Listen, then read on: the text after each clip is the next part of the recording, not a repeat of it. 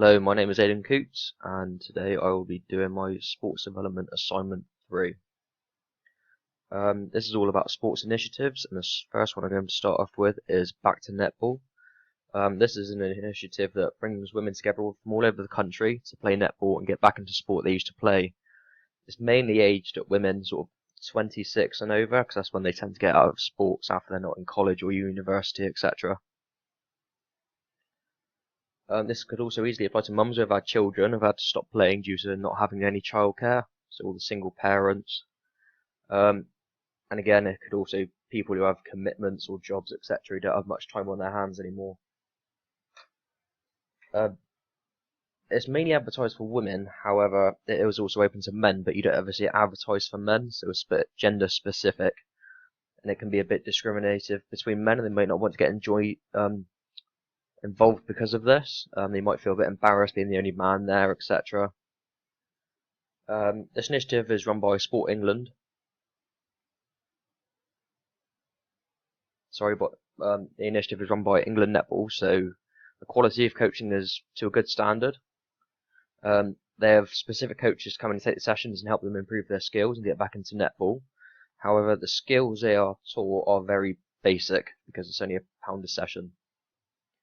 So you're not getting sort of the top quality, but just to get back into it from a leisure point of view or just to have fun, it's a really good way, especially if you don't have much money. It's a very good initiative to get yourself fit and active and get and have some fun again.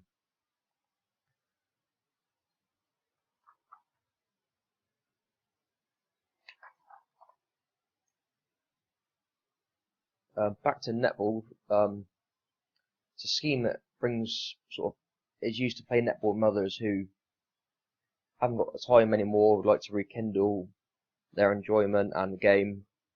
Those are the positives, however, get onto the negatives. Again, like I mentioned, it said it was just mainly aimed at females, however, men can get involved. So I believe there should be more advertisement for men. There should be sort of men on most pages so it gets more people joined in. That can then bring more money to the sessions, but can then improve the quality of the coaching sessions and kit they have. It brings more money, and the more money they get, the more they can advertise. The more they can advertise, the more people they can help get back into sport, which is their main goal. There also needs to be different levels of classes for performance. So, however, you could say paying £1 a session if more people came. However, you need to have a beginner, advanced, and then sort of elite above that, say if people actually wanted to start getting into some real competitions and stuff, because not everyone wants to do it. However, the opportunity needs to be there if their skill level is at that high. Again, if people can do this, and it will be able to expand the facilities. The more facilities they have, the more well known it will be. And of course, most people in a community then can get in together instead of having sort of 5-6 people there each night. They can actually have a good group of people, which helps bring the community together, and that's always a positive. Next, we're on to FA Skills. This is an initiative run by the Football Association, the FA, which is funded by Sport England. FA Skills Initiative is a program that is aimed between the ages of 5 to 11 to encourage them to get back involved in football at any level of performance, from foundation level to excellence and professional level. The initiative is not just for them to learn new skills, but to build on the skills they already have.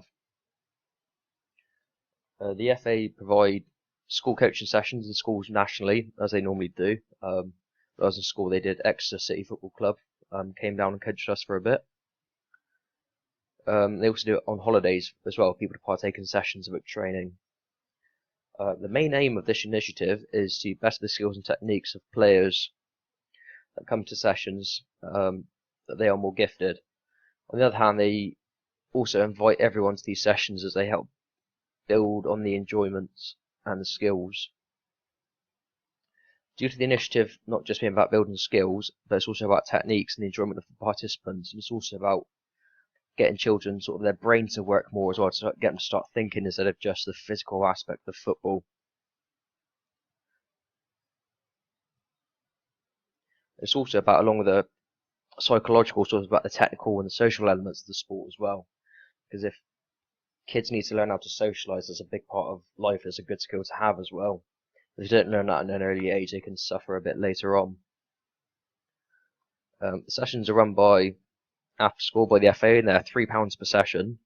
However, there are many different sessions the FA run. Open Skills Centre, which is football coaching for boys and girls of all abilities. Girls Only Skills Centre, which is football for girls only, football coaching. Disability Skills Centre, which is football coaching for children who consider themselves to have a disability.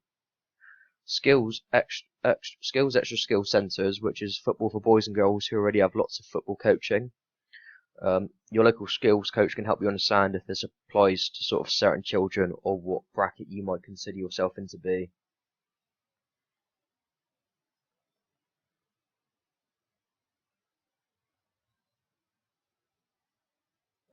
Positives and negatives for this is that both initiatives, they have good strength by bringing people together and getting them involved, like I said, bringing communities together and getting yourself fit and healthy again, and also provide a good social aspect of it. But they're also too very cheap as well, because of course the FA1, as much as you are paying more, you're getting a much higher skill level, and there's different abilities as well, so you're going to get much out of it per session.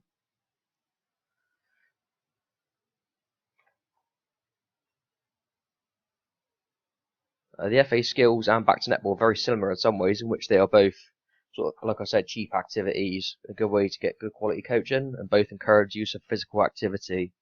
And the more people become motivated in that, they can become sort of, they might start looking at their diet, and then that can impact on their children's diet, and they can start sort of becoming healthier and give off more healthier vibes to other people around them. Which seems this country has a big obesity problem at the minute. That wouldn't be such a bad thing to happen. At the same time, FA skills and Back to Netball are also very different. They're different sports, and they have different ranges, different age ranges as well. Because the FA skills again is 5 to 11, and the Back to Netball is mainly aimed at women sort of 26 and over. The FA skills scheme is for a development of younger age, from all different abilities, while netball is sort of more experienced players that have already played netball before but are looking to get back into the sport.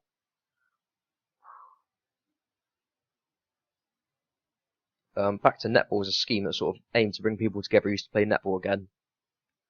So it's mainly aimed at sort of the mothers, instead of sort of being aimed at sort of mainly the men at university or college that used to play that no longer play it anymore. So again, I believe that they need to advertise this more, and again at the different levels for men as well, instead of just women. This is the end of my presentation. Thank you very much for listening. We're done.